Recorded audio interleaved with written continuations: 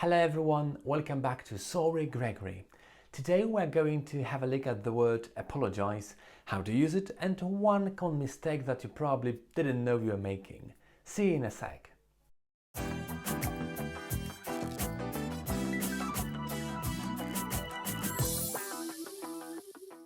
As you know, in an apology someone takes responsibility for making a mistake.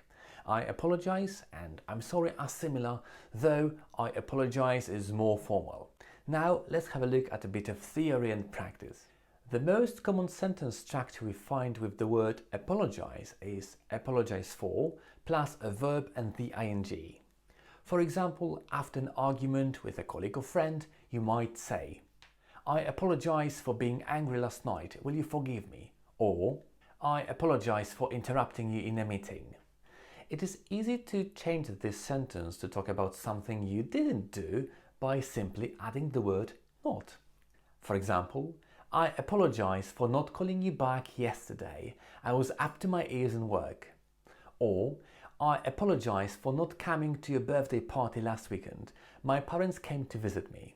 The ing form of a verb is called a gerund, and the good thing is it acts like a noun. This means we can also use the word apologise before a noun, as in this example. Imagine you were late and had to go into a meeting in progress.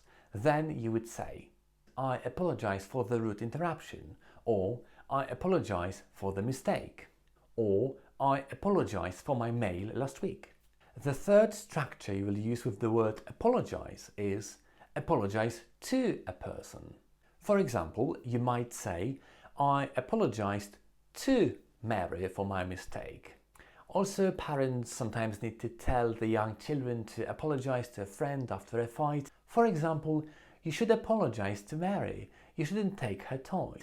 I am not there yet, but I believe my sweet potato will hear that one day. Now, what's the most common mistake with the word apologise? Some students say, for example, I apologised Mary. So without the preposition to. It is a common turn of phrase in Slavic languages and, unfortunately, a mistake here. Also, it's worth remembering that sometimes you may hear I apologise to you. However, it sounds a little unnatural because you are talking to the person you want to apologise to, so to you is not necessary and it's enough to say I apologise.